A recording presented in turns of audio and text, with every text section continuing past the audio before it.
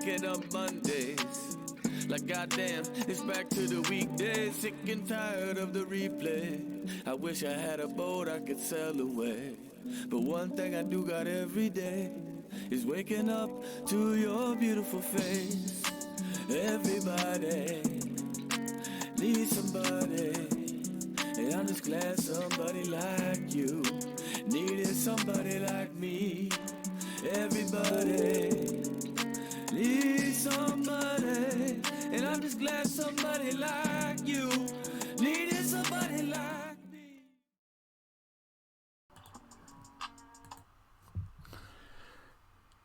G'day everyone, we've got Social Work TV brought to you by, as you can see, the Help Now group, powered with some smart-ass technology. Very happy to be here today. It's going to be an interesting showcase, just with everything happening in the last 24 hours. And yeah, just trying to work things out the best we can with what we got. So today, the tune you heard was Everybody Needs Somebody, and look, I need you guys as much as you need me. So today we're talking about loneliness and how my brothers and sisters and people in the USA are facing some of that loneliness, and what that looks like for those in Australia and those overseas in other countries as well. We've got friends all over the globe. That's kind of our message today. Social Work TV is talking about not only, loneliness, but for all those that are tucked away. There's a really interesting article that I read about loneliness and, what that looks like in the grand scheme of things with what's going on. And it got me thinking about, everyone out there that's probably in some social isolation or social distancing, whatever they're calling it now. I think we're in for a big change, and how we describe ourselves, what language we use about ourselves, is what I wanted to kind of talk about today. Talking about, loneliness and what that looks like, but also how are we capturing things for ourselves and getting our feedback loops synchronized with what's really happening and what's, I guess, not happening. And I think, as we look at the people around us that are experiencing these things, maybe for the first time, it's that hope versus expectation of loneliness. And I think, one thing I wanted to really dig into this episode was talking about what the New York Times article talks about, and that loneliness, it reports, is a taboo state in our social world. And I thought to myself, that is so true. And part of its extraordinary has to do with shame. And it's demonstrating that as it's a feeling, as it's punishment for social failure. So what we can see now, with governments and what they're asking of us, maybe what happened in the 1918 Spanish flu and some other things that happened. I think you look at the Spanish flu, and I think they didn't have social failure, obviously, because they were very social.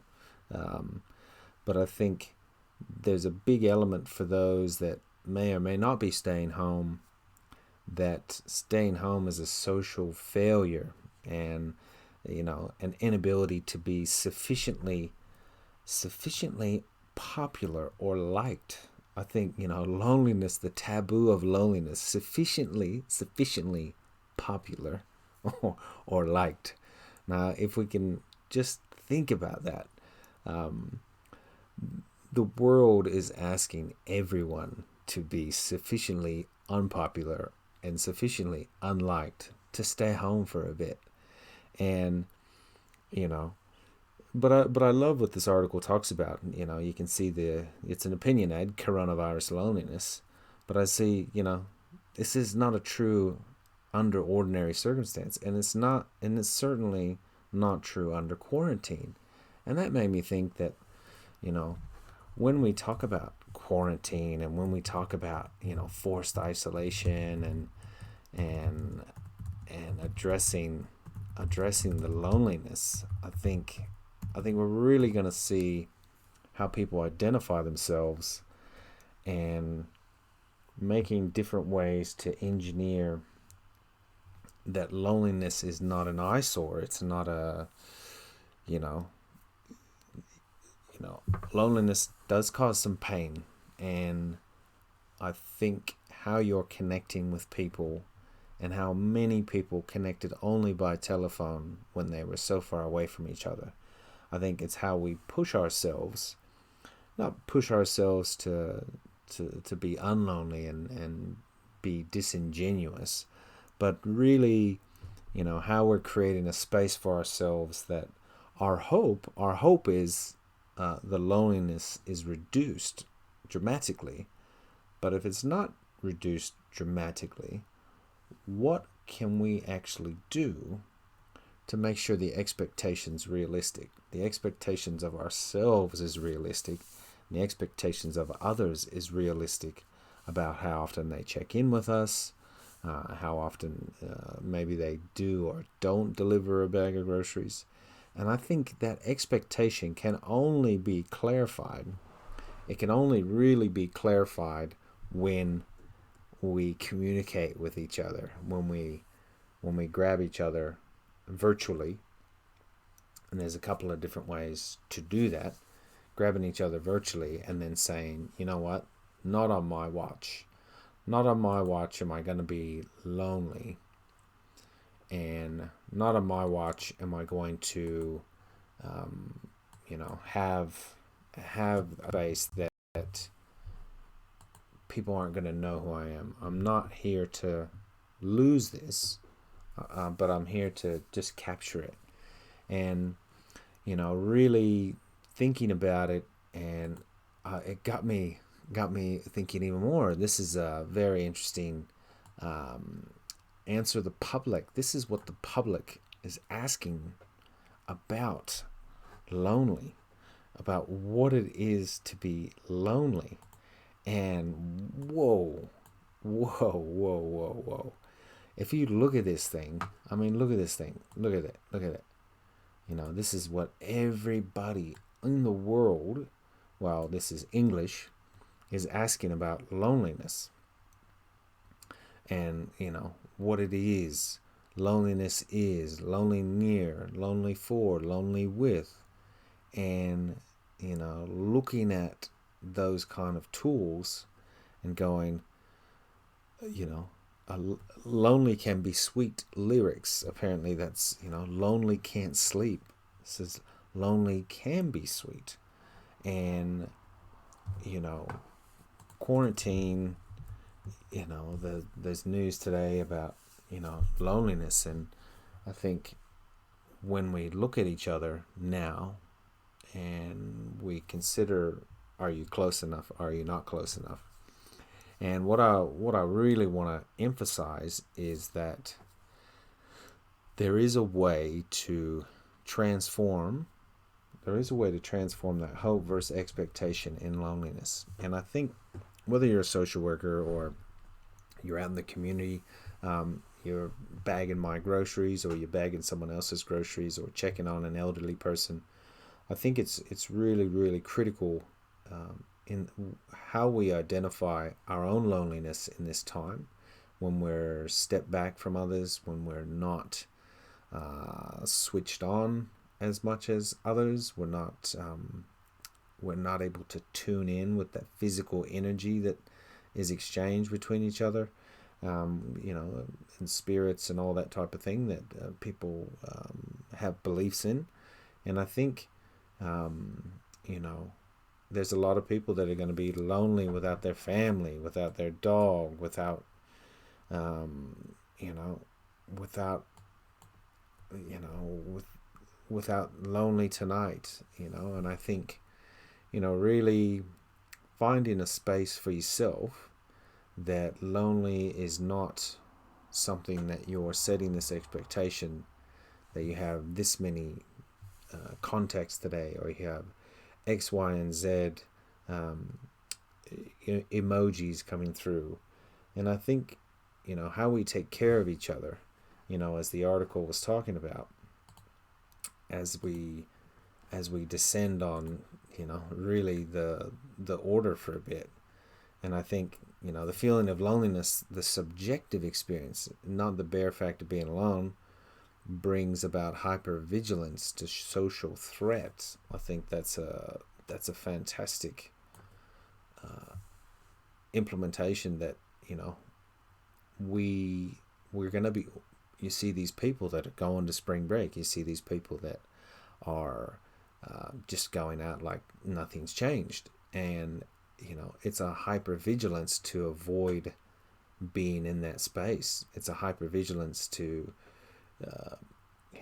being triggered by maybe historical times that, trauma and, COVID are really going to bring up some serious issues for people. And you think to yourself about, it's that vicious cycle of that. Now that we're going to be distanced from each other, we're going to be misreading those nuances. Everyone has in their life a bad emailer or a bad texter who they're just really average at sending SMSs and communicating coherently with you, with your, we'll say, your levels of tuned inness. And I think, it's how we really are going to have to take care with each other. Not only our social distancing, when this thing does, and it will even out, the curve everyone talks about. But, I think, how we're learning about loneliness again, how we're learning that we're not an eyesore, because everyone's forced to be separated from each other. And I think if they're not forced, I think we need to reinforce that with each other. And, how we stay at home and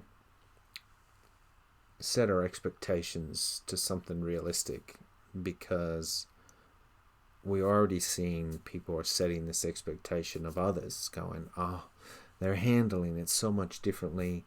Why aren't they handling it this way when I'm handling it this way? And, some are receiving government communications about this or that.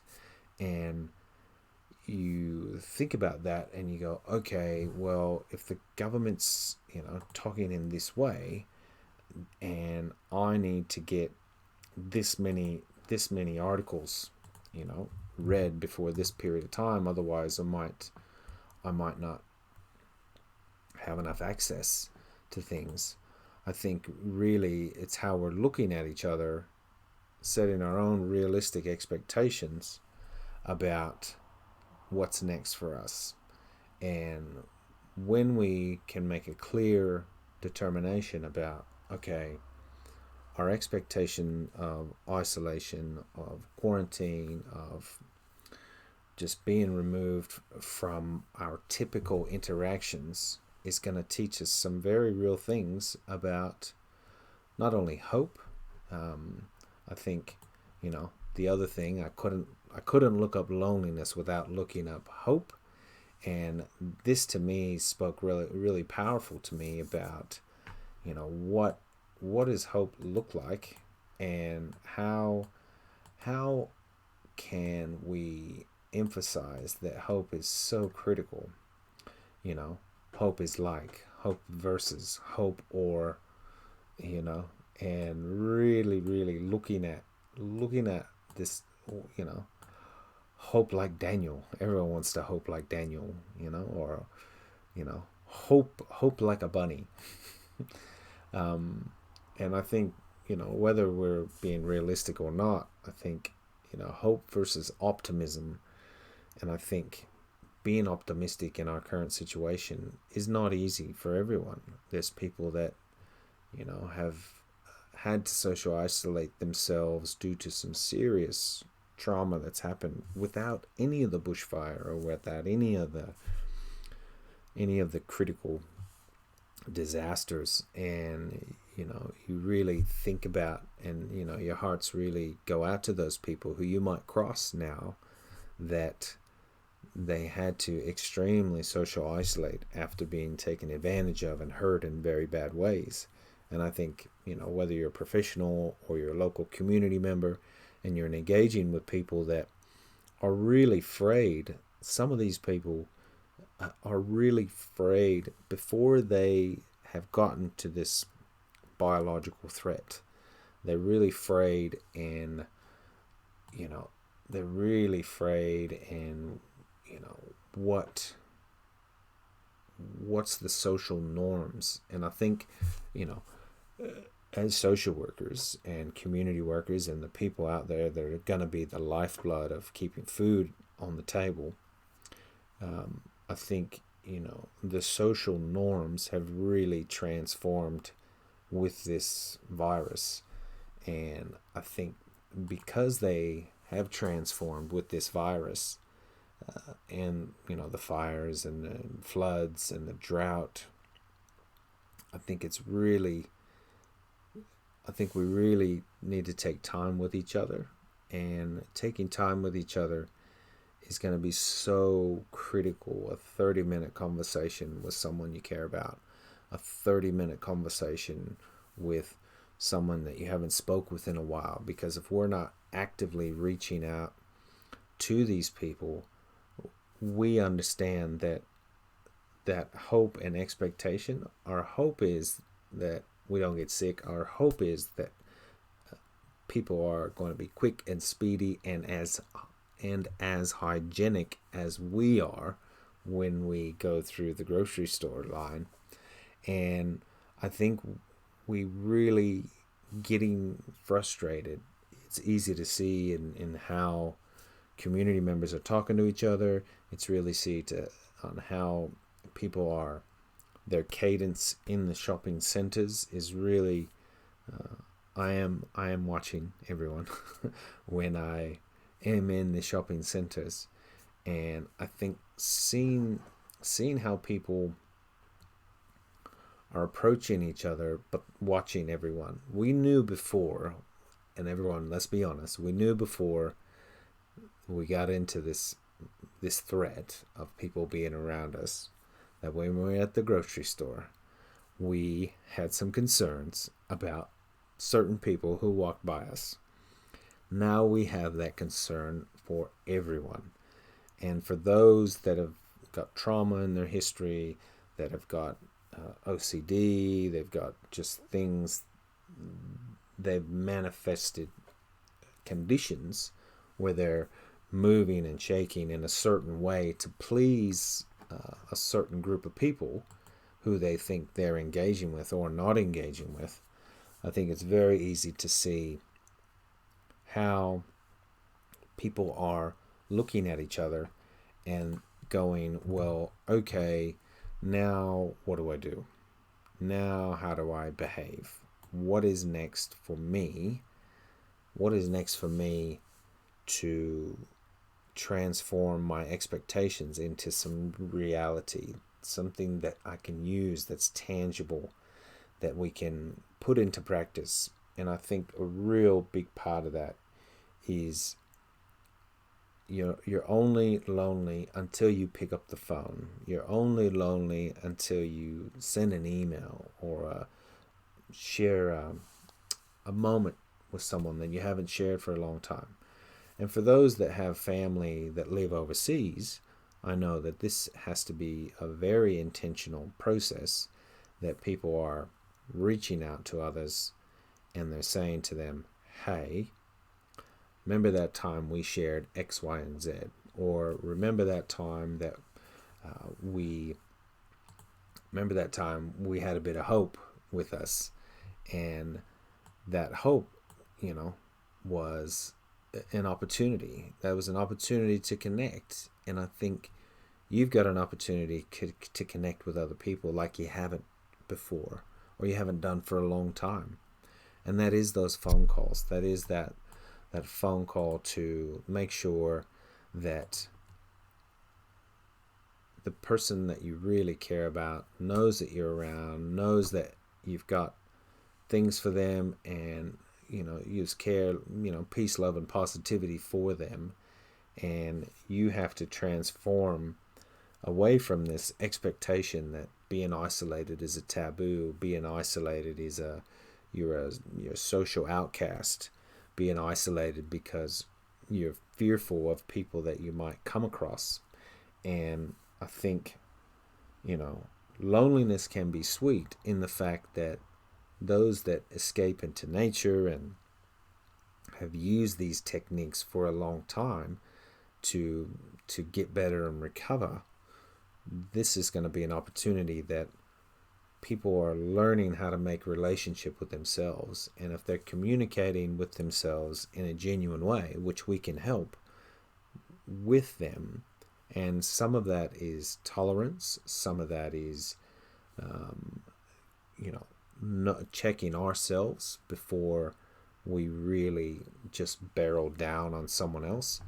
And because when we barrel down on other people, yes, we get things processed, but I would say that if we process that way, those people that had some fears already of going out, of people they might come across and something that might happen, it's really going to be a bad situation if you cross someone that is not well before this stuff, and you bring your baggage to them and your fears and project that onto someone else. Counselors in the room will understand that stuff happens so much without these external threats.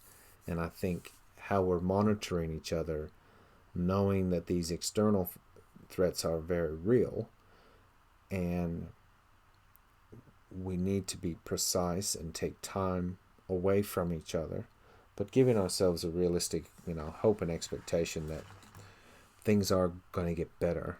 There is some optimism that we can have. There is some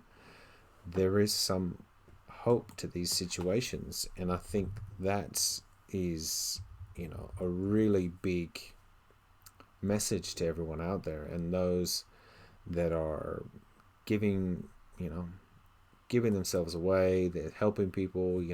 I've heard stories, magnificent stories in the US where businesses are reshaking, or health departments are recalibrating so that they have a sustainable health force all the way through for taking care of us, for taking care of them, and not being sick in their next rotation outside of these 14 days. So there are really a lot of people out there that if they're off cycle and they're not in work that week, but they need to go get some shopping done, and you might cross their path, really, really think to yourself that if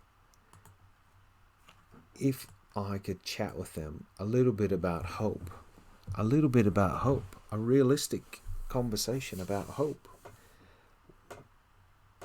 that's only going to manifest in so many other places, just because they might have an idea about how much you're being affected, and you might have an idea about how much you're being affected.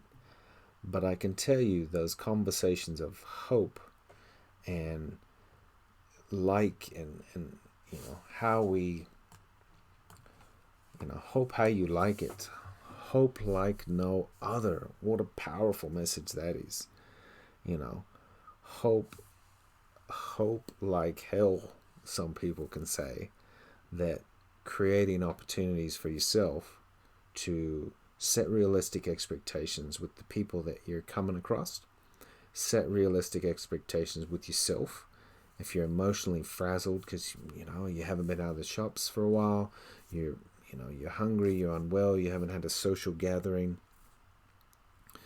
setting different parameters for yourself to go, okay, I'm not well, but I'm going to be tolerant of people when I go out. One, because I have to protect myself. But two, you don't want to be that agent of let's hurt people. Because we know hurt people. And there's a lot of people hurting. And the only way we can change that is defining our expectations of others. Defining our expectations of public officials, of public health departments, and we can define our expectations on how much we can control, and that we're not socially outcasting ourselves by being in this situation.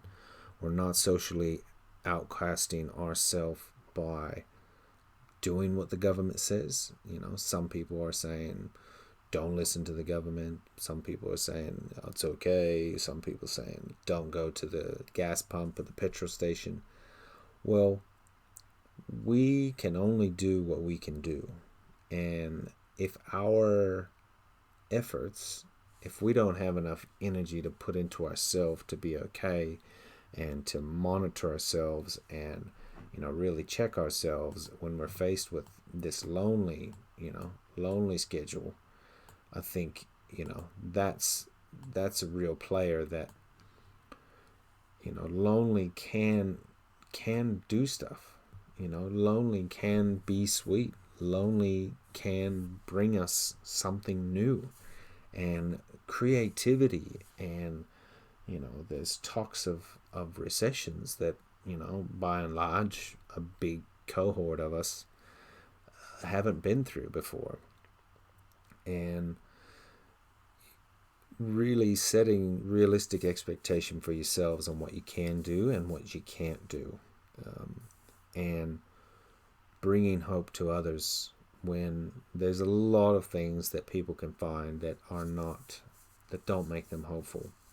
And one thing that's kind of made me hopeful, and one thing about Social Work TV is not only the small businesses that are going to be effective, but the casual workers and the stay-at-home businesses, the family businesses, is that there's so many things outside of their scope that however adaptive they can be as a business is going to be validated now.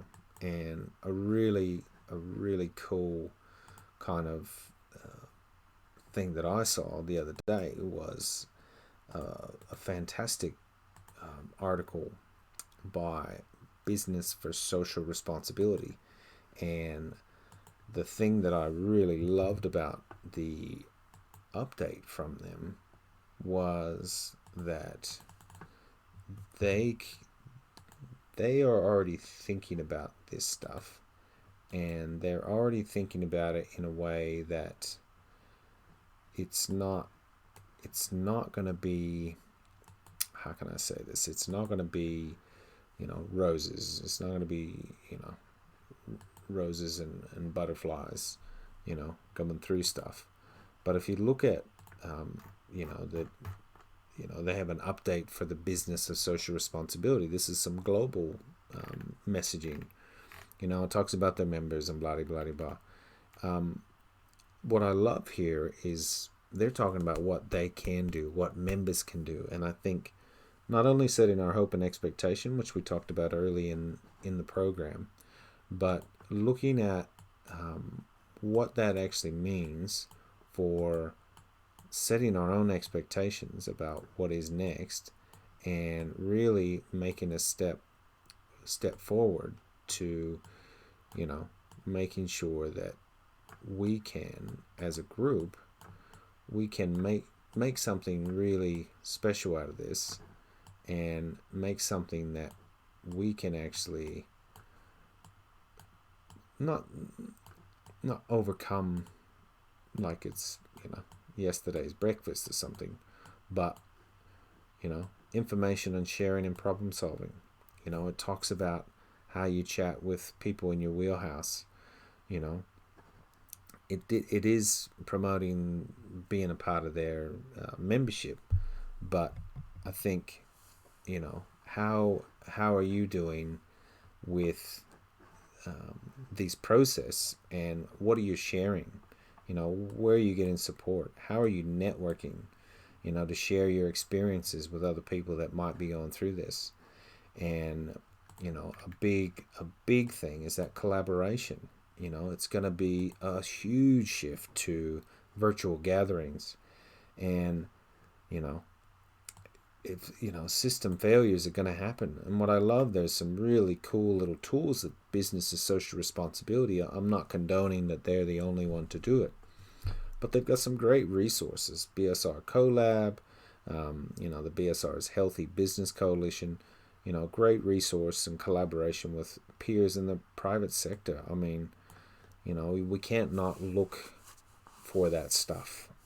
And if we're not looking for that stuff, we're setting unrealistic expectations that we can read bad news every day, that we can that we are just getting hammered with the fact that life's a struggle now. And what I love, they're talking about, business social boundary. They're already talking about a conference and doing things that they can do. But I think, really, really, they said it really right, facing a monumental challenge. It will have short and long-term impacts to everyone. And, it's really going to be up to us to find a way to, bring that hope back, bring the hope back to our wheelhouse. Because if we don't bring it back, if we don't bring the hope back to our conversations and be intentional about optimism and expectations that we can bring to other people, we're going to struggle as a society. And I wanted to really talk today, and I'm saying hello to a good friend of mine, Jono, in Canberra. Sleeps probably as good as I do, and really challenging ourselves to bring more hope to those around us, and some of that's going to be more hope just to the shopping market person that's helping us, and having a chat with them about, are they okay, and are people being kind? Are we practicing what we preach to everyone else about this situation? And there's going to be a big shift again this week, another big shift to things we can't control, and really setting that hope and expectation that isolating ourselves and protecting ourselves from something that could be quite bad, we can still be intentional with each other and mindful, and set our realistic expectations about what the shopping center clerk can do, and how we can create an opportunity to make sure that they know that they're part of us just as much as we're part of them in this. The Prime Minister said tonight, we've all enrolled to fight this fight, fight this health fight. And what I love is, and I think what everybody's going to remember, is how they behave now, and how many people and legacies that we're leaving with our behavior now, and what that's going to look like in 10, 15, 30 years, and what people are going to look back at about how society gave themselves some realistic expectations about being in isolation, but also gave themselves some expectation of bringing hope to other people that are around them in whatever form that is. That's delivering bags of rice. It's picking up rubbish if you're out walking alone. I think there's so many different ways that we can contribute to our community and our family and the environment and the animals now. And now we have more time to pay attention to them, because those who are non-essential service workers, not life-sustaining service workers, we've got extra time, and we really need to set an expectation for ourselves to make this better, make this a better situation, make this a better situation for the people that we love, that we share memories with, that we only need to blink for a couple of minutes and have a call with them and feel like it's happening all over again. A great article on the Social Work TV Flipboard page I was looking at the other day about things that you can do, things that you can do. I know some family members right now that are, actually trapped in no school land, and this is a fantastic tool for those that are trapped, and I think it's probably a good reminder for all of us on what we actually can do in this situation. And it's UNESCO, so it's all official. It's from the Beirut office in UNESCO, as you can see. So the Beirut office, quick tips to to get those kids and get yourself in a better way. Structure a daily routine, so they have time for learning. Make that opportunity. Routine, sometimes not only routine, but make sure that you have a space to do it, and make sure that it's a space that's not occupied by other stuff. So really creating your own space in your house, so even if you're not going to school, is creating your own little pocket that you can go, right, anyone that comes in during this time, I'm going to put a special hat on, or change my shirt, or put things in a certain way that when I get into that space, I'm not going to be disrupted, and I'm going to make sure that I'm going to get through that for myself, but also for everyone else, and setting those little miniature expectations about those kind of stuff. And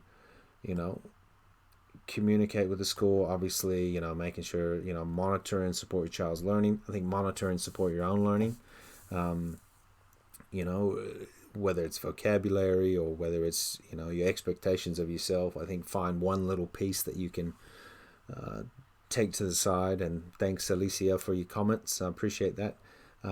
It's great resources, and you can form a Facebook study group, or a Twitter study group, or an Instagram study group, or a Twitch, or whatever, and keeping your minds in a space that not only you make a simple space for it, you communicate with education providers. There's lots of free online.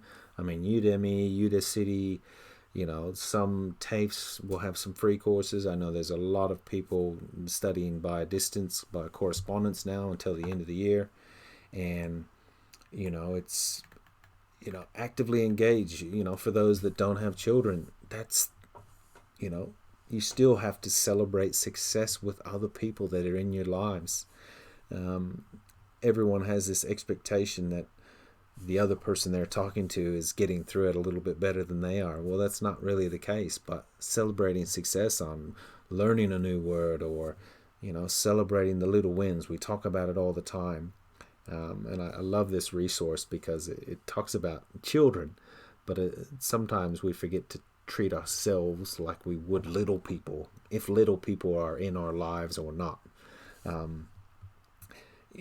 A perfect thing, and I think society's really going to have a really good question is, reflect on what you're learning and what your own experience is. And I think if you don't take time during this social distancing and quarantine, or whatever it's going to be called tomorrow, because you don't really know, You know, ask yourself what you're really learning. You know, you've put yourself in a space to learn things.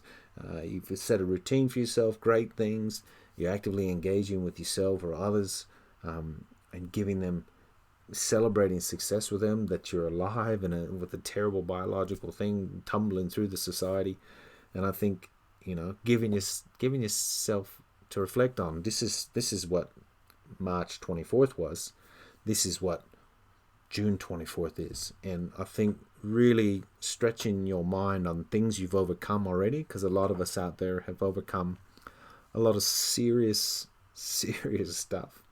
And we know that this is another plate on the dumbbells, but it's also another plate that, if we reflect on it, the stuff that we really had to overcome might have been a little bit harder, a little bit longer, a little bit more tragic, making us physically respond, making us mentally respond, creating lifelong behaviors. No doubt about it, this virus and things that are happening are going to be lifelong behaviors that are going to come from this situation that we're in as a humanity.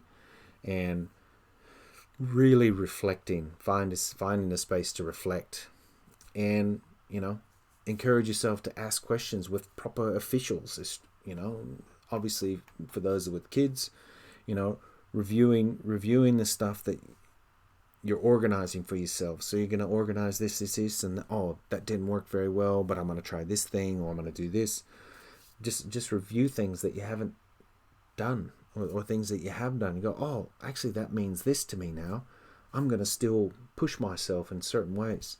And for those that don't have littles, there's those people in your support system, those people that you reach out to and they reach out to others, give opportunities to ask questions, give positive feedback to each other. We have such a powerful tool in giving feedback to each other, positive feedback to each other.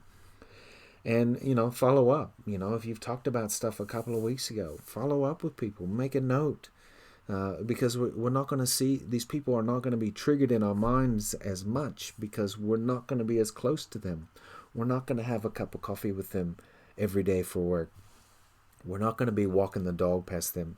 But, if you're exchanging this stuff with people and you're growing and reflecting, really be intentional, because it's easy to just get lost in the global ideas of what's happening. So really, as the UNESCO document says here on the page, setting time to grow yourself, to reflect on yourself, to positive engagement and hope with others, and using different methods of learning.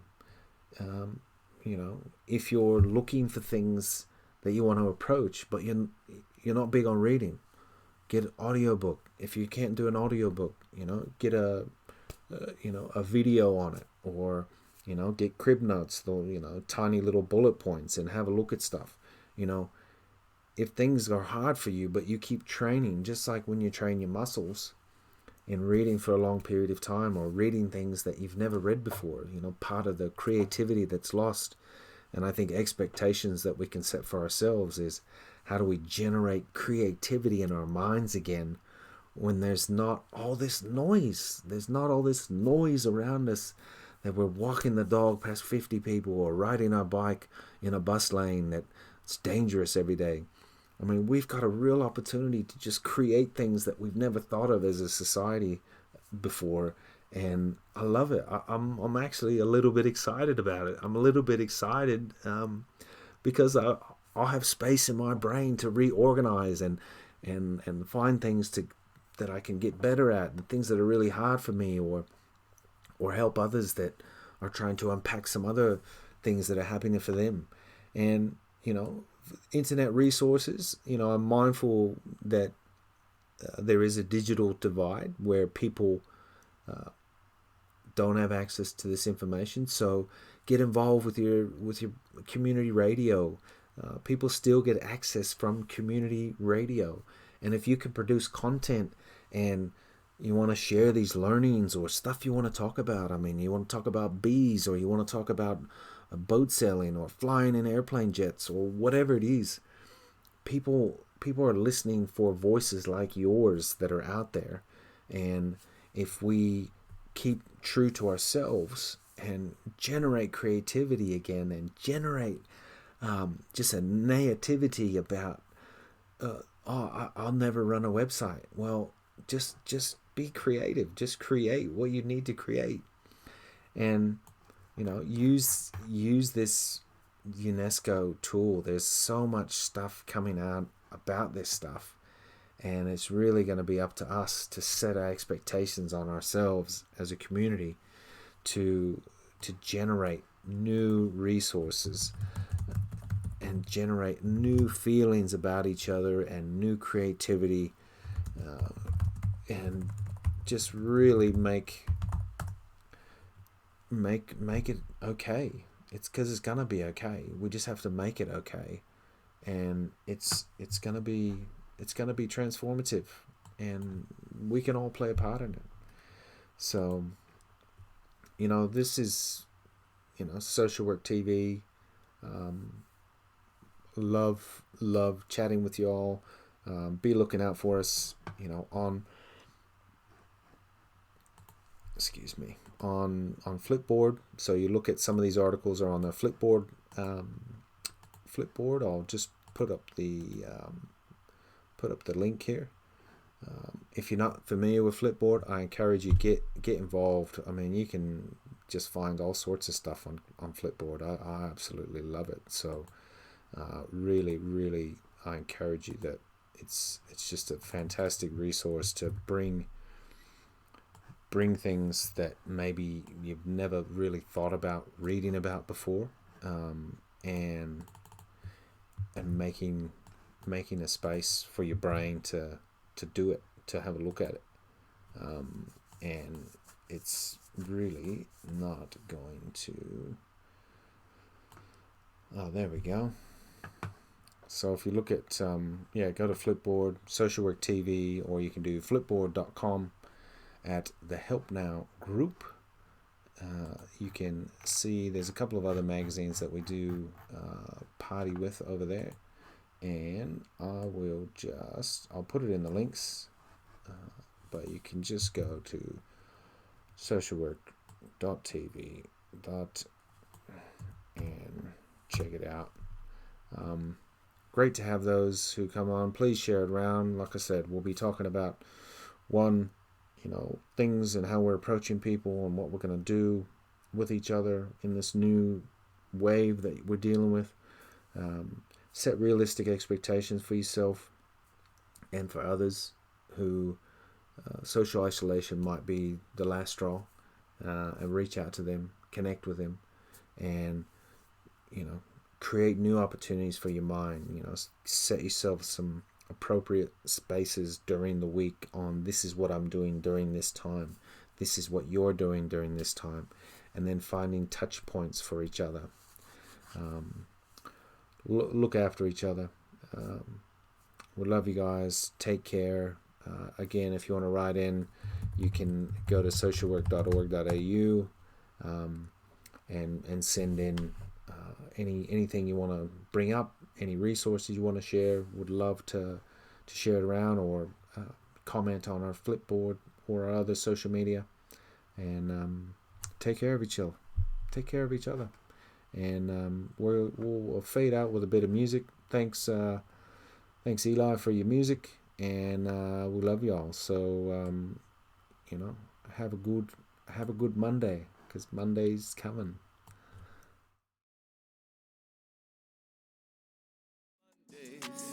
Like goddamn, it's back to the weekdays. Sick and tired of the replay. I wish I had a boat I could sail away. But one thing I do got every day is waking up to your beautiful face. Everybody needs somebody, and I'm just glad somebody like you needed somebody like me. Everybody needs somebody, and I'm just glad somebody like you needed somebody like me.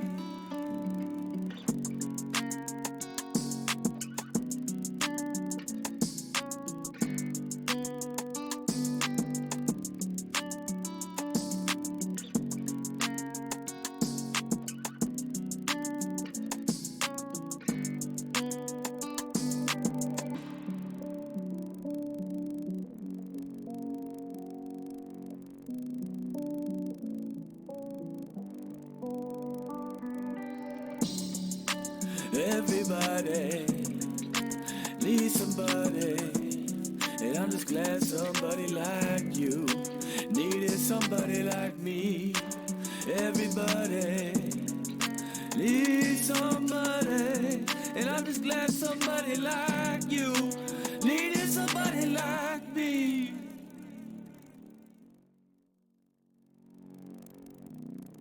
I'm just glad somebody like you needed somebody like me. I'm just glad somebody like you needed somebody.